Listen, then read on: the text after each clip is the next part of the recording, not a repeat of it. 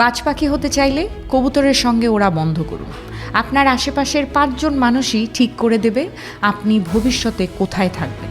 একটা প্রবাদ আছে, আপনি হলেন সেই 5 জন মানুষের গড় যাদের সাথে আপনি সারা দিন মেশেন। লক্ষ্য করে দেখবেন, বাজ পাখি সবসময় একা ওড়ে অথবা অন্য বাজ পাখির সাথে ওড়ে। সে কখনোই কবুতর বা ছোট পাখিদের দলের সাথে ওড়ে না, কারণ ছোট পাখিরা ওড়ে নিচুতে আর বাজ পাখি ওড়ে মেঘের উপরে।